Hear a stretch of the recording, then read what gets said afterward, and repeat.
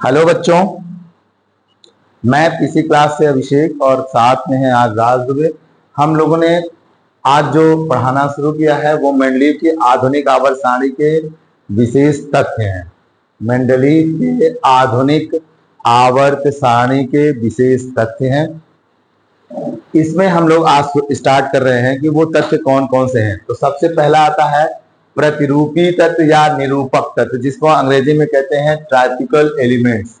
तो ट्राइपिकल एलिमेंट्स में जब हम आवर्त सेकेंड और थर्ड की बात करते हैं, आवर्त सेकेंड और आवर्त थर्ड के जितने भी आठों तत्व रखे गए हैं, 8 इसमें रखे गए हैं आवर्त सेकेंड में और 8 ही एलिमेंट्स रखे गए हैं आवर्त थर्ड में। ये पूरे आठों तत्व मतलब 8 ये 8 ये पूरे तत्व अपने वर्ग के सभी तत्वों का प्रतिनिधित्व करते हैं, आदर्श प्रतिनिधित्व करते हैं। प्रतिनिधित्व का सेंस हुआ जब आप लोग देखते हैं ओलंपिक मैच होता है, ओलंपिक खेल होता है, तो हर देश इकट्ठे होते हैं। उसमें आप भी देखिए अपने भारत का कोई ऐसा व्यक्ति होता है खिलाड़ी जिसको सबसे आगे चलना होता है, फ्लैग मार्च करता है, देखा है। उसके पीछे पूरे अन्य खिलाड़ी चलते हैं जो चाहे वो तैराकी के हों, चाहे वो क्या कहते हैं जेवलिंग थ्रो हो, हाई जंप हो, कुछ भी खेल के होते हैं, वो सब उनके फॉलोअर्स होते हैं। तो जो आगे चलते हैं वो क्या करता है, वो आगे चलने वाला पूरे भारत देश का प्रतिनिधित्व करता है, फ्लैग जो लिए रहता है, मतलब अगुआ होता है। तो उसी तरह से ये लोग अगुवाई का काम करते हैं। शादी ब्याह में नहीं होते अगुआ, मध्यस्थ, मीडिएटर, उन्हीं को हम लोग क्या कहते हैं देसी लैंग्वेज में, अगुआ। तो वो हमें प्रतिनिधित्व करते हैं, जहां कुछ कमी होती है, जहां अच्छाई होती है, बताते रहते हैं। तो ठीक उसी तरह से अच्छाई और बुराई को बताते रहते हैं। तो आज मैंने क्या लिखा, आवर्त थर्ड और आवर्त फोर्थ के सभी तत्व निरूपक तत्व कहलाते हैं, क्योंकि ये तत्व अपने वर्ग में रखे, क्योंकि ये तत्व अपने वर्ग में रखे अन्य तत्वों का आदर्श प्रतिनिधित्व करते रहते हैं। उदाहरण मैंने लिया, जैसे लिथियम सोडियम प्रथम वर्ग के निरूपक तत्व कहलाते हैं, इसी तरह से बेरिलियम और मैग्नीशियम द्वितीय तत्व वर्ग के निरूपक तत्व कहलाते हैं। तो ऐसे बोरान एल्यूमिनियम तृतीय वर्ग के, कार्बन सिलिकॉन चतुर्थ, नाइट्रोजन फास्फोरस पंचम के, मतलब ऐसे बनते रहते हैं। तो ये तत्व निरूपक तत्व कहलाते हैं। बोर्ड में ये 1 नंबर में आता है बच्चों। ठीक, परिभाषा लिखिए, एग्जाम्पल लिखिए, नंबर पूरा दीजिए। दूसरा आता है विकर्ण संबंध। निरूपक का मतलब अच्छी तरह समझ में आ गया ना आप लोगों को, जो रिप्रेजेंट करे। जैसे आपके क्रिकेट टीम का कैप्टन क्या होता है, वही सब आगे लेता है, कप वप जीतता है, हारता है सब, तो वो क्या है आपका, वो आपका अगुआ है, निरूपक है, रिप्रेजेंट कर रहा है आपको। समझ में आया? तो इस तरह से अगुवाई करने वाले को ही हम लोग प्रतिरूपी या निरूपक तत्व कहते हैं ना। शादी ब्याह में डांस वाला होता है ना, एक लड़का रहता है, चलिए हम लोग डांस करते हैं, ऐसे ऐसे करते हैं, तो आगे आगे चलता रहता है, सबको कलेक्ट करता रहता है ना, तो वह भी आपका निरूपक तत्व की तरह होगा। विकर्ण संबंध, डायगोनल रिलेशनशिप।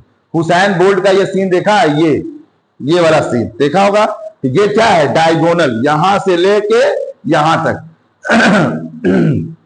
हुसैन बोल्ट सैंबल के फॉर्म में, मतलब अपनी बात को सैंबल के फॉर्म में बोलता है, क्या कि जमी से शिखर तक, जमी से शिखर तक मैं देखो ग्राफ बना रहा हूं, मैं उठाऊं, ऐसे इसमें दिखाता है कि ऊपर से नीचे तक विकर्ण संबंध दिखाते हैं। लेकिन कौन, आवर्त सेकेंड और आवर्त थर्ड, मतलब पीरियड सेकेंड और पीरियड थर्ड के सिर्फ 6 एलिमेंट यही दिखाते हैं विकर्ण संबंध, और कोई नहीं दिखाता। कौन, लिथियम किससे दिखाता है, मैग्नीशियम से, बेरिलियम एल्यूमिनियम से, बोरान सिलिकॉन से। मतलब अपने तिरछे, ये ऐसे हो गया उल्टा, देख रहे हैं ना, वो ऐसे किया था, अब हम कैसे जा रहे हैं इसका उल्टा नीचे। तो कहता क्या है कि मैं हूं लिथियम और अपने तिरछे रखे मैग्नीशियम से गुणों में समानता दिखलाता हूं।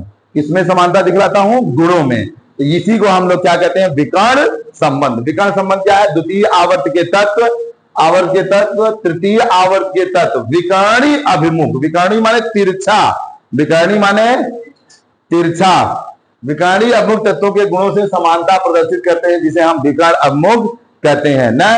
देखिए स्कूल कॉलेज में बैठे रहते हैं लड़के, तिरछी निगाह से देखते रहते हैं ना साइड में ना, अपने तत्व से समानता जोड़ते रहते हैं, देखा है। बस वैसे कुछ यहाँ पे भी द्वितीय आवर्त के तत्व में जैसे लिथियम के गुण आवर थर्ड के मैग्नीशियम से पूरी तरह से मिलते जुलते हैं। इसी प्रकार बीई के गुण एल्यूमिनियम से, बोरान के गुण सिलिकॉन से मिलते जुलते रहते हैं, जिन्हें हम विकर्ण तत्व कहते हैं। और मैंने ये बनाया है, आप देख लीजिए। बस अपने जहां लिथियम रखा अपने तिरछा मैग्नीशियम से, उसके बाद बेरियम अपने तिरछा, वो अपने तिरछा, इसी तरह के तत्वों से गुणों में समानता दिखलाते हैं। लेकिन बस 3 ही तक से याद रखना है, लिथियम, बेरिलियम, बोरान, उसके आगे नहीं दिखाते, यह भी बात याद रखिएगा। तो ये क्यों दिखाते हैं विकर्णिक संबंध, जिनके भौतिक रासायनिक गुण उनसे विकर्ण वाले से क्यों मिलते हैं? क्योंकि दोनों विकर्णित तत्वों की, जैसे lithium plus magnesium double plus, lithium जब 1 इलेक्ट्रॉन त्याग दे, मैग्नीशियम 2 इलेक्ट्रॉन त्याग दे, तो उसके नाभिकीय आवेश और त्रिज्या लगभग समान हो जाते हैं। क्या हो जाते हैं? लगभग समान हो जाते हैं। इसी कारण उनमें धुआं पैदा हो जाता है, पोलराइज हो जाते हैं, प्लस माइनस बना देते हैं। इसीलिए ये विकर्ण संबंध दिखलाते हैं। लिथियम मैग्नीशियम के कुछ विकर्ण संबंध निम्न है।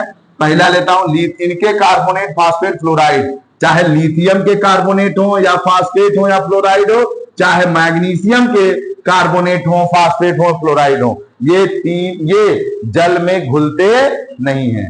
लिथियम के कार्बोनेट, लिथियम के फास्फेट, लिथियम के फ्लोराइड, इसी तरह से मैग्नीशियम के कार्बोनेट, मैग्नीशियम के फास्फेट, मैग्नीशियम के फ्लोराइड, ये जल में घुलते नहीं है। इनके कार्बोनेट, हाइड्रोक्साइड, कार्बोनेट व हाइड्रोक्साइड का अपघटन एक जैसा होता है। एक जैसा क्या होता है?